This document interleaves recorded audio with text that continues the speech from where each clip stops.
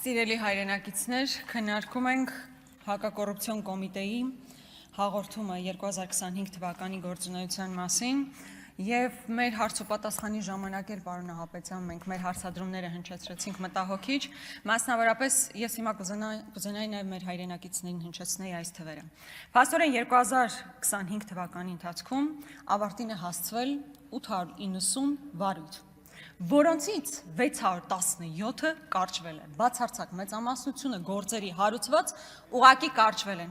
Այսինքն այն ժամանակահատվածում, երբ քրեական գործերը այսպես հարուցվում են, հետո հրապարակայնացվում են, այսպես մեծ միֆեր են կառուցվում, դրանց հետո բացարձակ մեծամասնությունը հենց այդ փուլում կարճվում է, որևէ ստատիստիկա նույնիսկ դուք չունեք, պարոն Նահապետյան, թե ինչ վախճան են ունում այդ գործերը, երբ հասնում են դատարան։ Սա շատ ցավոք մտահոգիչ արձանագրումներ են։ Հաջորդ հանգամանքը, որ ես ուզում եմ առանձնացնել, ուրեմն պարզվում է, սիրելի հայրենակիցներ,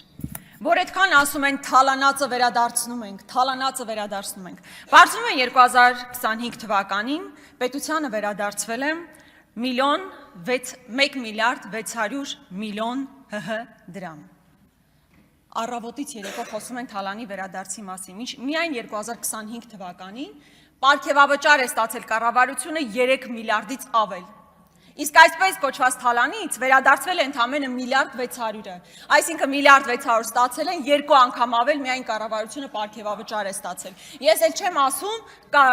օրենսդիր մարմնին տրված պարգևավճարները եւ մնացած հաստատություններում։ Սա ես ձեր զեկույցից եմ նշում 1 միլիարդ 600։ Ինչպես։ Հա։ Եթե թվերի հետ կապված որոշակի խնդիր կա, ես առաջարկում եմ, որ դուք բարձրաբանենք։ Հաջորդը։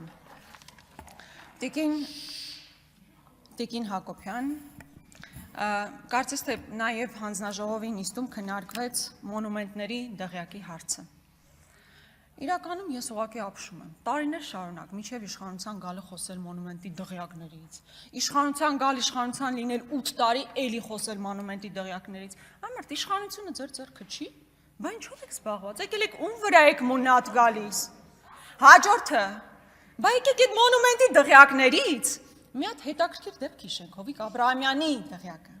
Հովիկ Աբրահամյանի դղյակը որպես օրինակ վերցնելով գալ իշխանության, բա տեսեք ինչ դղյակներ են նախկիներն իրենց համար կառուցել, ինչ եղավ այդ դղյակի հետ, կալանքի տակ էր դրված, մի քանի ժամում կալանքը հանեցին, ձեր սրտի օլիգարխը գնեց ու նորից դրվեց կալանքի,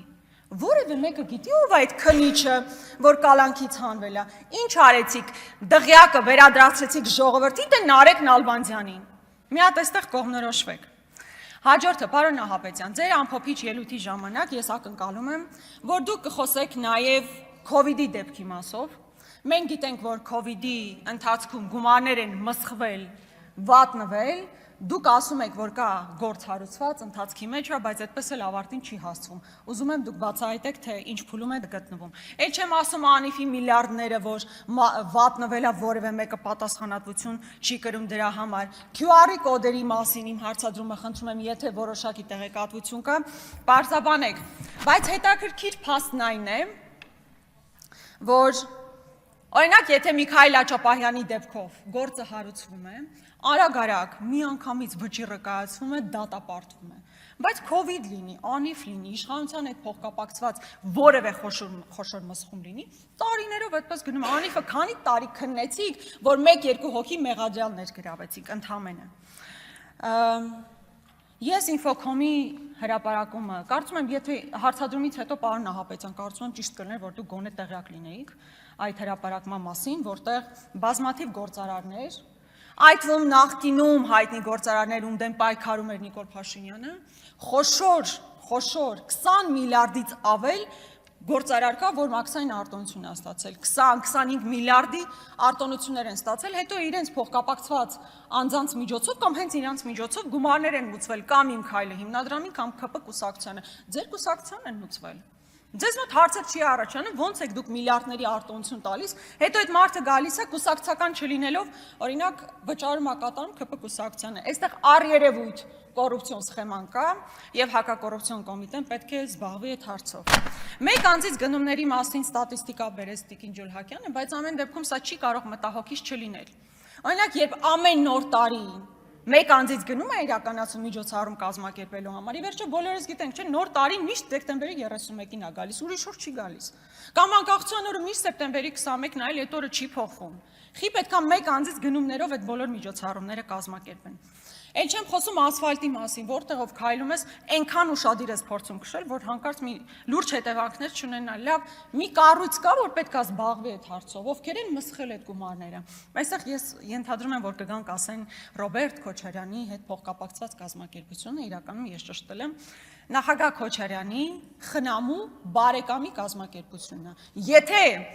այդ մարդը որևէ խնդիր կա,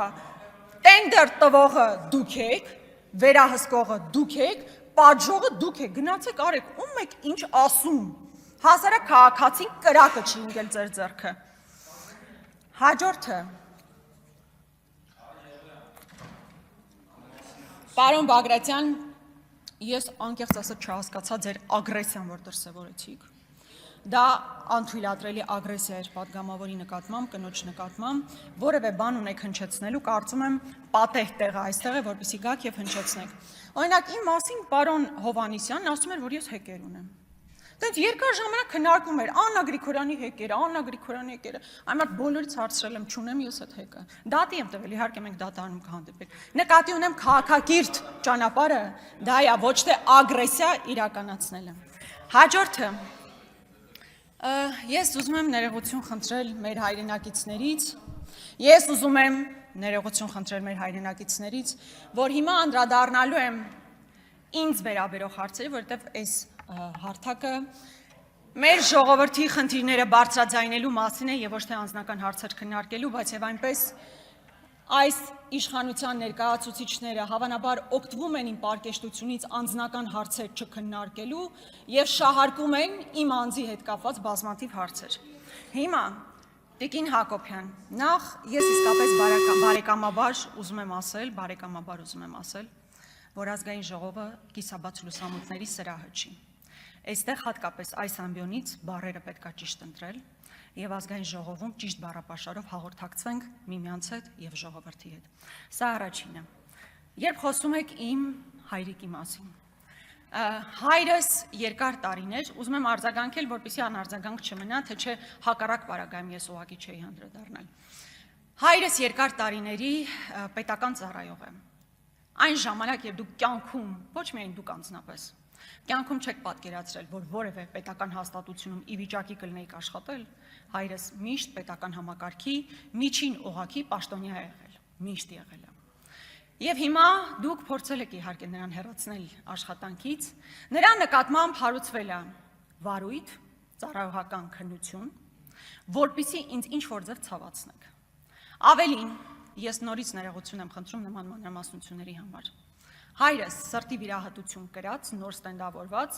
տարել բերել են ինչա մի հատ նկատողություն տան։ Հետո այդ նկատողությամբ գնացել ենք դատարան եւ շահել ենք դատը։ Հա ինչ։ Ուզում եք ինձ ցավացնել, դրանով եք ուզում ցավացնել, իմ եղբորը սպային հեռացնելով եք ուզում ցավացնել։ Տիկին Գրիգորյան, վերականգնեք Տիկին Գրիգորյանի 10 րոպեն։ Շնորհակալ եմ։ Ես ուզում եմ ձեզ ասել, որ այդ քայլերով ինձ ցավացնել ուղղակի անհնար է։ Ինձ ցավացնում էր Արցախի ու ցավացնում է Արցախի կորուստը, հազարավոր տղեկի կորուստը, ձեզ թվում է ինձ անձնապես ցավացնելով հարց եք լուծում, բայց չեք տեսնում տարիներ շարունակ իմ նկատմամբ ինչ անում եք, նույն ձևին կռիվը տալիս եմ։ Տիկին Հակոբյան, երբ ինձ դիմում եք ասում եք այ ձեր հայրը եւ այլն, այո, իմ քաղաքական դիրքորոշման պատճառով իմ եղբորը հանել եք աշխատանքից, հորս նկատմամբ անասելի անհասկանալի պրոցեսներ եք սկսել, իսկ դուք իշխանության ներկայացուցիչ լինելով, ըստ մամուլի տեղեկությունների, ձեր ազգուտակին եք տեղավորել ազգային ժողովում։ Հասկանում եք տարբերությունը, հասկանում եք, չէ՞ տարբերությունը։ Շնորհակալ եմ։ Հետո օրեր առաջ այստեղ ընդհանրապես իմ մասին քննարկում էր գրողը տանի, ես կպատկերացնեի, որ սենց ինձ համար նստած որևէ բանի մասին չխոսեմ, իմ մասին քննարկումներ են իրականացնում, էլ գալիս, հատուկ, առաջ գոնե երբ խոսում էի ինձ անդրադառնում էիք, հիմա չեմ խոսում էլ ինձ անդրադառնում եք։ Ինչպես ասում են, սատանան դիվահարվում ա խաչից, որոշ ԿՊԱ-ականներն էլ ինձանից ու իմ անուն ազգանունը լսելու ցենց էլ կրակ կլինի։ Այո, ես շատ ներողություն եմ խնդրում նման անհամեստության համար, դա ինձ բնորոշ չի, բայց դա ձեր վարքագծի ուղիղ իմ արձագանքն է։ Բայց ես ուզում եմ ասել, որ ես երբեք չեմ ներքաշվելու այդ էժան խոսույթի մեջ։ Դուք քո երեխա չեք, դուք քո դեռահաս պատանի չեք, որ գաք այսպես թեթև քարեր քսեք, ես էլ ընկնեմ այդ խոսույթի մեջ։ Դուք լուրջ մտածում եք, ես այդ էժան խոսույթի մեջ պետք է ներգրավեմ, չերազեք։ Ես կոնկրետ պատասխաններ եմ տալիս ձեր բոլոր գործողությունների, իմ անձի հետ կապված ինչքան ուզում եք խոսեք, խի նոր եք խոսել։ Նոր եք դրա մասին խոսում։ 5 տարի է խոսում եք, ի՞նչ է փոխվում։ Ում համար է ինչ փոխվում։ Այն մարդիկ, ովքեր ինձ լսում են, իմ ասածներն ընդունում են, գիտեն են ինչ որ դուք ասում եք։ Եվ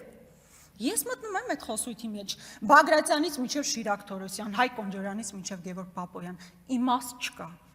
Եկեք ոչ թե անձանց, այլ գործողություններն ու գործընթացները քննարկեն։ Դա է քաղաքական գործի հիմնական վարքագիծը։ Եվ լավ է, եկել է։ Իսկ ինչ վերաբերում է Քլչի կրտսեր գործընկերոջը Հայաստանի Հանրապետությունում, եթե ստատիստիկա հանենք, թե իր բոլոր ելույթների քանի տոկոսում է, որ ինձ ընդհանրապես չի անդրադառնում, մտահոգիչ կլինի, լավ սենց բան կլինի, ես ժամանակին առաջարկում էի հոգեբան, այս տեմպերով հոգեբուժն էլ նրան չի փրկի, բայց լավ կլինի, պարոն Ռոբինյան, Հաննա Արդարության, այստեղ գալուց ամեն անգամ կամ շատ հաճախ իմ մասին խոսելու փոխարեն, գաք ու պատմեք վերջը ինչ եղավ ձեր Քլչի այդ բանակցությունների արդյունքը, լավ պայմանավորվել եք, որ սահման պետքա բացեք երրորդ երկրների ներկայացուցիչների համար, դիվանագիտական անձնակիր ունեցող մարդկանց համար, ինչ եղավ, դուք դրանից խոսեք։ Բայց, սիրելի հայրենակիցներ, ես ուզում եմ ասել, որ շատ բնական եւ հասկանալի է այն աժոտաժը եւ ագրեսիան, որ կա այսօր քաղաքական մեծամասնության մոտ։ Ի վերջո գալիք ընտրություններ են սպասվում, շատ լավ գիտակցում են, որ 50 գումարած մեկ մեծամասնություն որևէ պարագայում չեն կարողանում ստանալ, եւ կա անդիմություն, որ հավաքական առումով շատ ավելի շատ ձայներ է հավաքելու, այսպես ցնցումների մեջ են ընկել, ոչինչ, հանգստացեք։ Բոլոր գործողությունների համար մարդիկ պատասխան են տալիս։ Աստծո առաջ, ժողովրդի առաջ։ Իմիջայլոց Ռուբինյանը մի խոսք էր ասում իր վերջի ելույթում, ասում է, ընդդիմությունը պետք է իր խոսքերի եւ արածների համար պատասխան տա։ Բա դուք երբեք պատասխան տալու մի ամբողջ հայրենիք կործանելու համար, հազարավոր տղաների կյանքը խորտակելու համար, մեր այն հայրենակիցների համար, ովքեր հիմա գտնվում են Բաքվի բանտում, բայց երբ հարցը հնչեցնում եմ, այդ երբ հարցը պատասխան ունի, սիրելի հայրենակիցներ, 26 թվականի ընտրություններ են, գալիք ընտրություններ են, շատ բան չի մնացել։ Պետք է զինվել համբերությամբ, տոկունությամբ, հստակ գիտակցումով, որ իրավիճակ է փոխվելու եւ որևէ ագրեսիայի չտրվել, որևէ սադրանքի չտրվել։ Անիմաստ գործ է։ Այնպես որ զինվենք համբերությամբ, մինչեւ առաջիկայում իրական իրավիճակ փոխվի։